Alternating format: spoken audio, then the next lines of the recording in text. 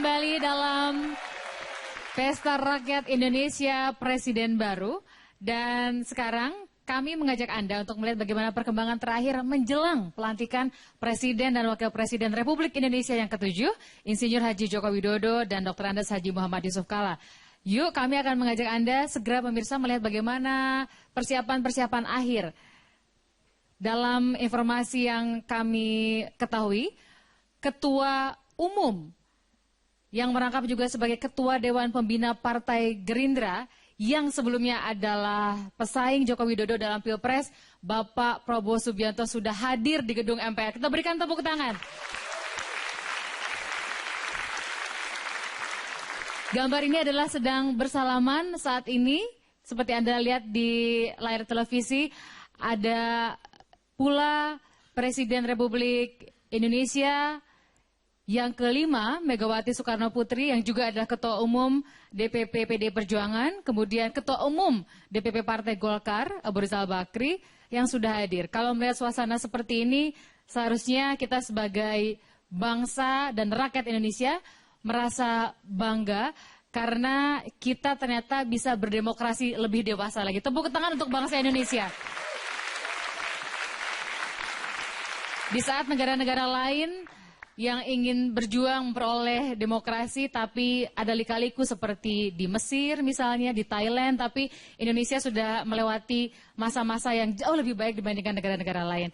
Sekarang kita sedang menantikan kehadiran Wakil Presiden terpilih, Dr. Andes Haji Muhammad Yusuf Kalla, untuk memasuki wilayah kompleks gedung DPR MPR Senayan. Tadi juga sudah hadir Wakil Presiden, mantan Wakil Presiden di era Presiden Megawati Soekarno Putri, yaitu Hamzah Has, yang sebelumnya juga adalah Ketua Umum Partai Persatuan Pembangunan.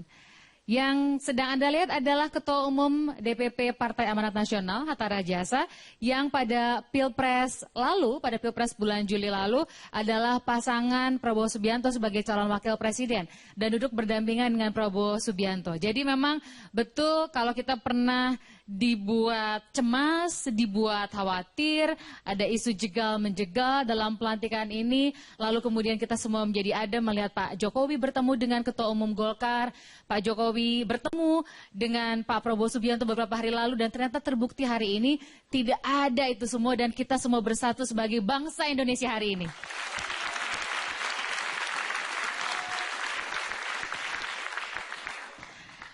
Di layar kaca Anda masih melihat bagaimana suasana keakraban, ada Prabowo Subianto di sana dengan Hatta Rajasa, dan tentu ini menyedot perhatian media, tidak hanya media Indonesia tapi juga media baik itu di kawasan maupun internasional, bagaimana pelantikan Presiden Wakil Presiden ke-7, melihat bagaimana transisi kepemimpinan di Indonesia yang disebut-sebut tidak pernah lancar selama ini suksesi kepemimpinan, tetapi di tahun 2014 ini kita melihat bagaimana 10 tahun dari SBY akan dilanjutkan oleh 5 tahun Jokowi dan Yusuf Kalla. Dan suasana di DPR sudah kita perhatikan, ada mantan Presiden Bapak B.J. Habibie, Profesor Dr. Ing Baharudin Yusuf Habibie, yang merupakan Presiden Republik Indonesia ketiga, duduk berdampingan dengan Ibu Megawati Soekarno Putri. Kemudian ada Ibu Sinta Nuriyah Wahid, istri dari Kiai Haji Abdurrahman Wahid, Presiden Republik Indonesia yang keempat. Hadir pula Bapak Trisutrisno, Wakil Presiden Republik Indonesia di era Presiden Soeharto. Beliau sebelumnya adalah Panglima ABRI. Ini adalah sekali lagi suasana yang menurut saya dan saya yakin Anda semua merasa adem, merasa bangga melihat para pemimpin bangsa duduk bersama-sama untuk melihat pemimpin baru hadir. Karena tidak mudah tentu tantangan yang akan dihadapi oleh Presiden dan Wakil Presiden pada saat nanti setelah dilantik dengan berbagai isu yang harus segera ditangani dalam 5 tahun ke depan.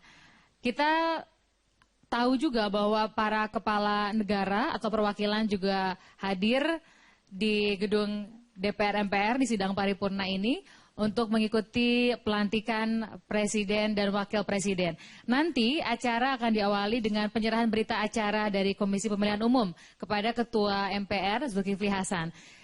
Kita tahu bahwa penetapan sudah dilakukan pada tanggal 22 Juli lalu. Meskipun Pilpresnya sudah berlangsung pada 9 Juli 2014, tapi penetapan tanggal 22 Juli. Lalu kemudian akan ada pengambilan sumpah presiden, baru wakil presiden. Jadi tidak digabung, jadi pengambilan sumpah presiden dulu, baru kemudian pengambilan sumpah wakil presiden, berlanjut dengan penyerahan berita acara kepada Ketua MPR, lalu kita akan mendengarkan pertama kali pidato Presiden Joko Widodo. Kalau selama ini kita hanya mendengar pidato atau orasi Presiden terpilih Joko Widodo, tetapi setelah diambil sumpahnya, maka Joko Widodo akan resmi menjadi Presiden Republik Indonesia yang ke-7 dan kita akan mendengarkan bagaimana pidato yang disampaikan di awal ini karena ini akan menentukan juga langkah-langkah yang akan diambil dalam pemerintahannya.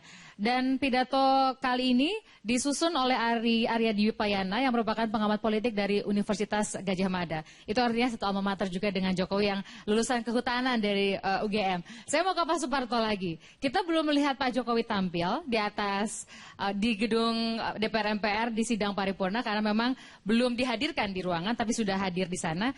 Nanti kita akan lihat kemeja bikinan Pak Parto dipakai. Tepuk tangan dong buat Pak Parto. Pak Suparto, 125.000 kemeja putih lengan panjang udah sama kain, bahan katun. Kalau ngejahit aja berarti berapa Pak?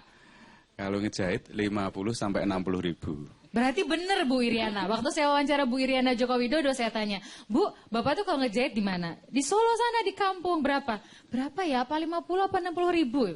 Yeah. Pak, kalau di Jakarta segitu Pak, tutup semua penjahit. Nggak ada yang mau ngejahit harga segitu. Makanya mohon maaf orang Jakarta, monggo datang ke Solo ke tempat saya. Nama tempatnya Arjuna Tailor. Ya. Pak Suparto ini, mohon maaf Pak, lulusan SD. Ya. Lalu kemudian belajar menjahit dari tahun 74 dan akhirnya buka tailor sendiri tahun berapa Pak? Tahun 80. Namanya apa Pak? Sekalian kasih tahu warga Indonesia. Arjuna Tailor, ya, yang bertempat di sisi timur Terminal Tirtonadi, sangat mudah sekali. Jadi di sana saya kasih ini billboard itu Arjuna Tailor. Nggak pakai foto Pak Jokowi toh? Ada juga sekarang. Ada juga. Karena memang jahit di sana. Nah, Bapak sampaikan sebulan lalu Pak Jokowi pesan kemeja untuk dalaman jas dan juga untuk belusukan yang putih saku 2 itu. Katanya diukur ulang. Itu diukur ulang karena menggemuk atau bertambah kurus? Iya. Jadi waktu itu kurang lebih 1 bulan yang lalu, tepatnya tanggal 13 September, beliau hadir di rumah saya untuk dibikinkan baju dan celana. Jadi, Mas, aku tolong ukuran meneh, tambah lemu, gitu. Jadi ukur lagi, tambah lemu. Tambah lemu tuh? Tambah gemuk. Tambah gemuk, oke. Maaf loh, harus butuh penerjemah tampaknya saya. Tambah gemuk. Ternyata benar, saya ukur ulang. Nambah berapa senti? Lingkar pinggangnya tambah 2 senti. Dari biasanya hanya 80 senti, sekarang jadi 82. Itu yang berubah? Iya. Kalau selama Bapak jahit dari tahun 2005 sampai sekarang ini, baru sekali ini kah menggemuk Pak Jokowi? Iya, kalau mengurus pernah. Nah, kapan mengurusnya? Waktu jadi gubernur atau waktu masih wali kota? Waktu jadi gubernur saat di Jakarta sini banjir. Oh, stres Pak Jokowinya. Jadi itu pinggangnya tambah kurus sedikit. Waktu mengurus itu minta dikecilin baju atau biarkan saja pada saat itu Pak Jokowinya? Beliau tidak memerintahkan untuk digawe podo ya Mas gitu. Biarin aja gitu ya? Biarin aja. Tapi berkurang karena pada saat banjir Jakarta. Bapak nanya nggak Pak, stres ya Pak jadi gubernur Jakarta itu? Iya nanya sempat. Terus Pak Jokowi bilang apa Pak? Lah yo piye kaya ngono jenengan bersodi gitu. Jadi Bapak ini, maksudnya saya tahu sendiri kegiatan di Jakarta seperti itu gitu. Oh, jadi nggak dijawab langsung tapi setidaknya memberikan gambaran ya memang seperti itulah aktivitasnya sebagai gubernur DKI. Pakaian favoritnya Pak Jokowi, kan Bapak sebagai penjahit langganan harus tahu betul. Kainnya harus yang kain seperti apa sih Pak Parto? Jadi kalau baju beliau harus dari katun. Ya, kalau di tempat saya bikinkan bahan dasar batik gitu, yang dari Mori atau Primissima ya Mas di sini. Itu. Jadi beliau senang karena aktivitas beliau itu kan padat banget. Jadi satu hari itu bisa ganti 5 baju atau mungkin bahkan lebih gitu. Itu kalau baju. Tapi kalau untuk celana beliau pasti hitam. Saya belum untuk pakaian sehari-hari ya pasti hitam. Belum pernah disuruh atau diperintah untuk bikin selain hitam kecuali untuk pakaian dinas kerja. Jadi celana selalu hitam? Selalu hitam. Ada nggak Bapak ingat dari tahun 2005 sampai sekarang tuh kira-kira udah jahit berapa puluh atau sampai 100 nggak sih baju Pak Jokowi yang dijahit Ya, sama sampai Bapak? 100, Mbak, 100-an. Sampai 100-an? Iya. Oh, tepuk tangan di Bapak Suparto. Dari total 100-an itu semuanya dari Bapak kainnya, bahannya, atau ada juga yang Pak Jokowi atau Ibu bawakan kainnya dan Bapak hanya menjahit? Jadi ada yang beliau bawa atau beliau beli sendiri di toko kain, kita tinggal bikin. Tapi ada juga yang nyuruh untuk dibikinnya bersama kainnya. Kan kita lebih sering lihat Pak Jokowi pakai pakaiannya putih gitu ya, iya. celana hitam. Batik jahitnya di Bapak juga atau di tempat lain? Kadang batik, kadang juga saya yang bikin. Batik itu harga jahitnya sama Pak? Kalau batik agak mahal sedikit. Boleh tahu Pak berapa Iya. mahalnya Pak? Jadi batik itu bisa 100 sampai 150 ribu. Itu untuk jahitnya aja? Jahitnya, ya. Tapi bahan nggak pernah dari Bapak? Enggak. Ya murah tetap ya, tepuk tangan Iya. lagi ya buat Pak Parto nih. Sempat guyon nggak Bapak pada saat September itu? Pak Jokowi kan diukur. Iya. Kemudian sempat bilang nggak, Pak nanti setelah jadi presiden masih jahit sama saya nggak? Bapak sempat nanya gitu nggak? Enggak, saya enggak sampai ke situ tanyanya. Nggak sampai ke situ, tapi yakin nggak kira-kira masih jahit sama Bapak? Insya Allah yakin. Insya Allah yakin Iya. ya.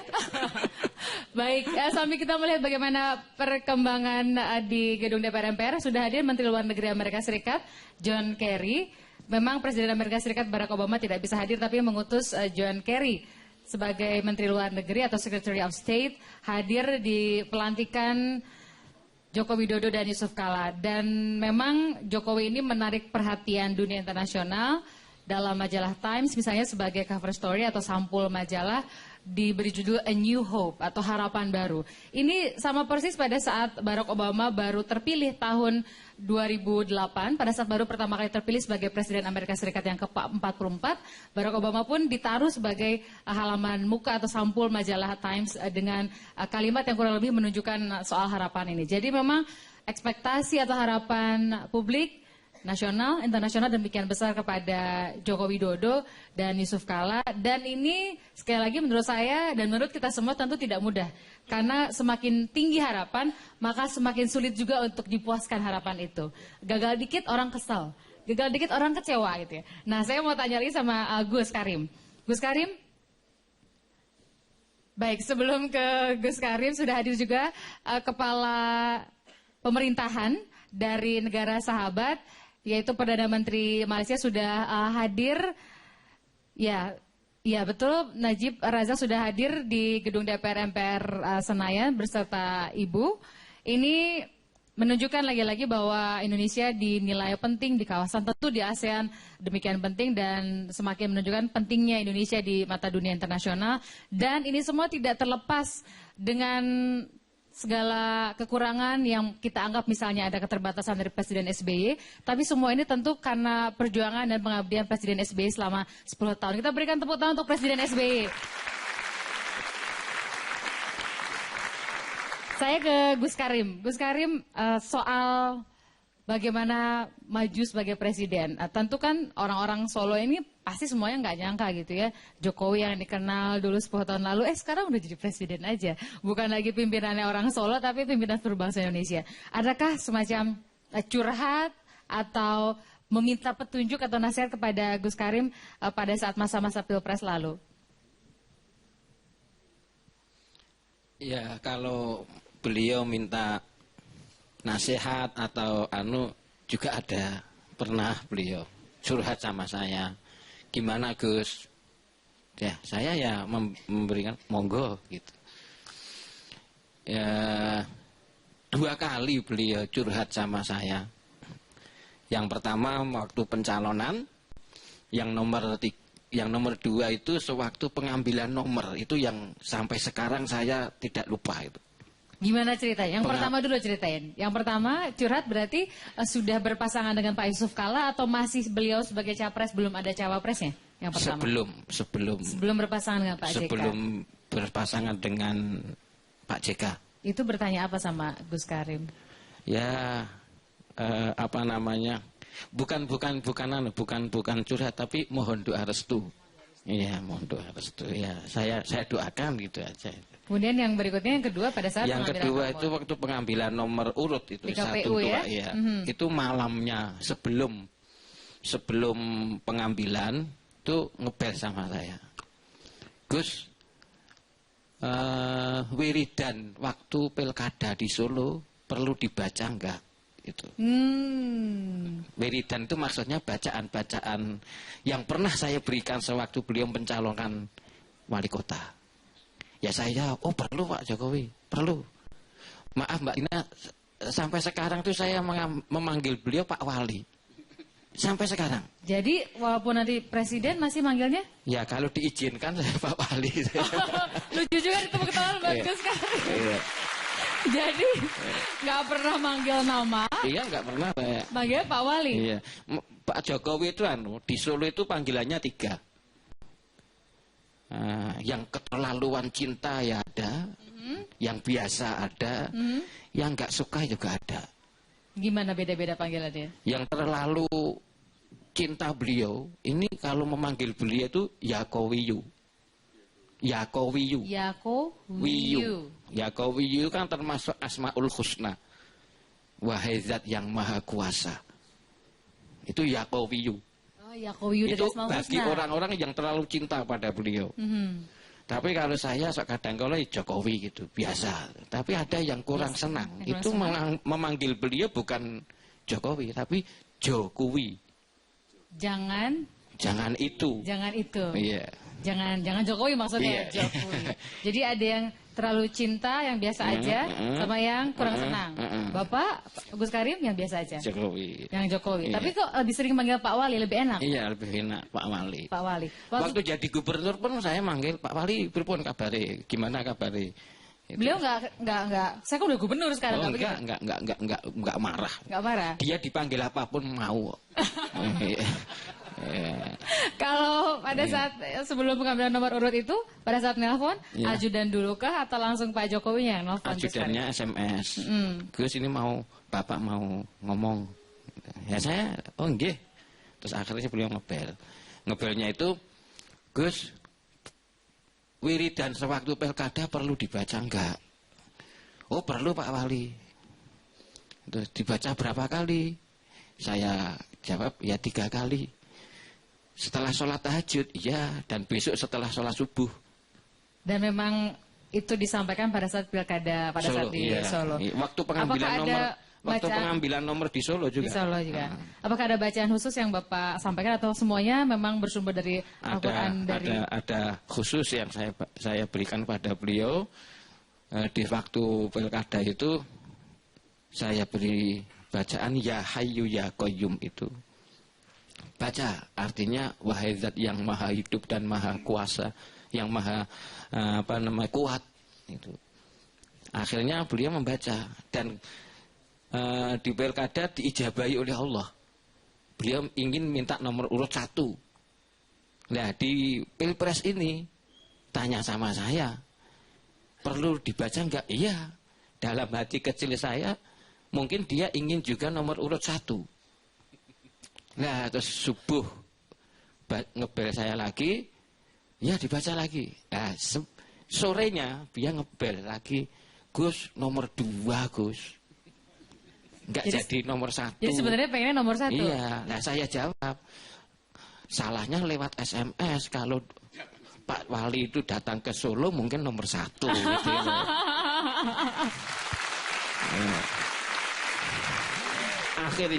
Akhirnya 2 hari kemudian ke Solo.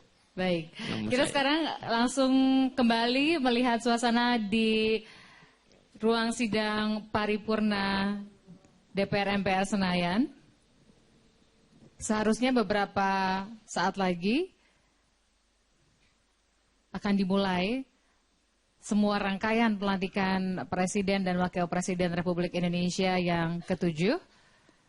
Dan seperti yang dijadwalkan, maka yang lebih dahulu tiba, artinya pasangan ini akan kedua-duanya hadir, pasangan Presiden dan Wakil Presiden, SBY Budiono, dan Presiden dan Wakil Presiden yang akan dilantik, Joko Widodo dan Yusuf Kala.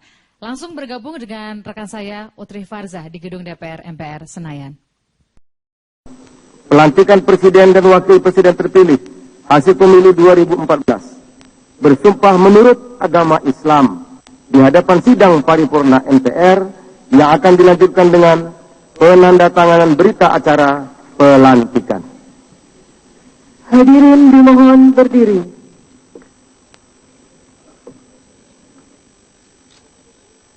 Pengucapan Sumpah Presiden Republik Indonesia.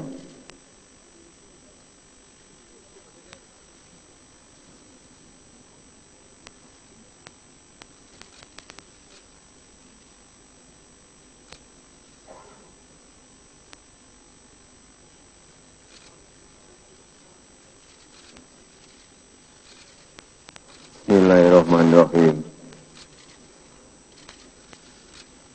Demi Allah, saya bersumpah akan memenuhi kewajiban Presiden Republik Indonesia dengan sebaik-baiknya dan seadil-adilnya, memegang teguh Undang-Undang Dasar dan menjalankan segala undang-undang dan peraturannya dengan seluruh-seluruhnya, serta berbakti kepada nusa dan bangsa.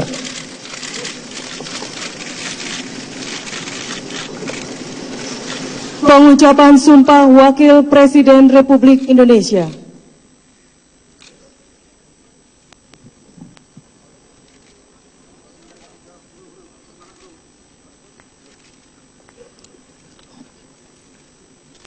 Bismillahirrahmanirrahim. Demi Allah, saya bersumpah akan memenuhi kewajiban Wakil Presiden Republik Indonesia dengan sebaik-baiknya dan seadil-adilnya, memegang teguh Undang-Undang Dasar dan menjalankan segala undang-undang dan peraturannya dengan seluruh-seluruhnya, serta berbakti kepada nusa dan bangsa.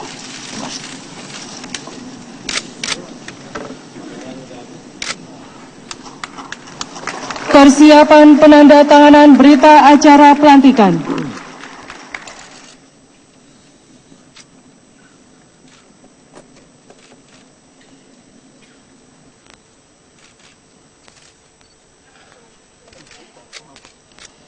Presiden Republik Indonesia, Wakil Presiden Republik Indonesia, serta pimpinan MPR disilakan menuju meja penandatanganan.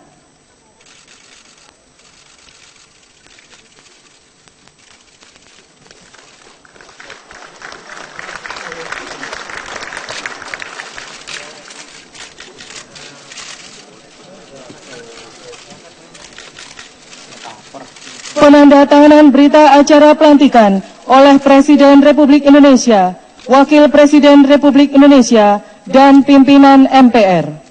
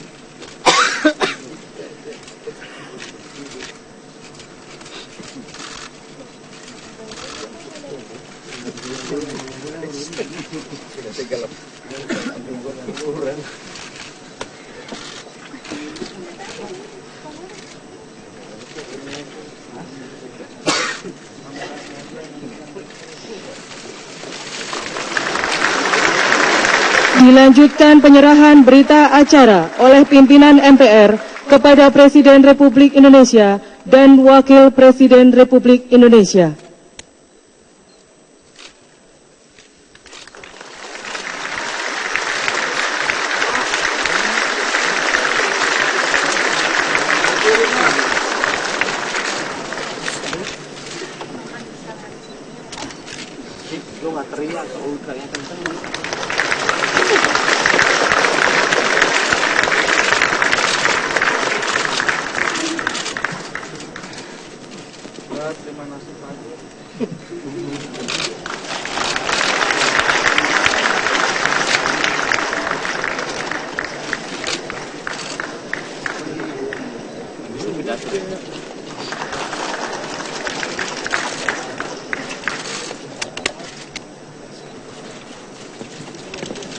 Pimpinan MPR disilakan kembali ke tempat semula.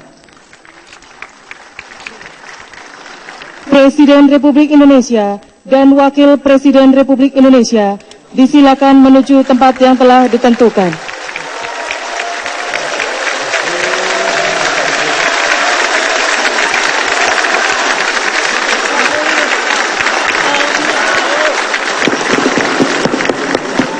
Hadirin disilakan duduk kembali.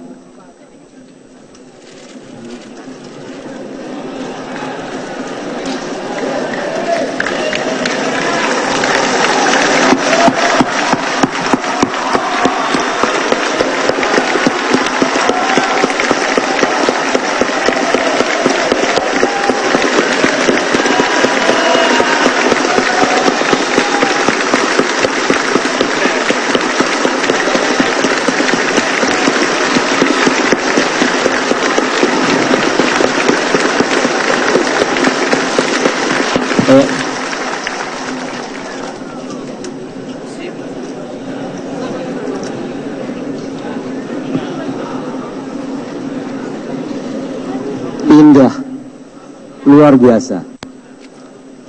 Sidang majelis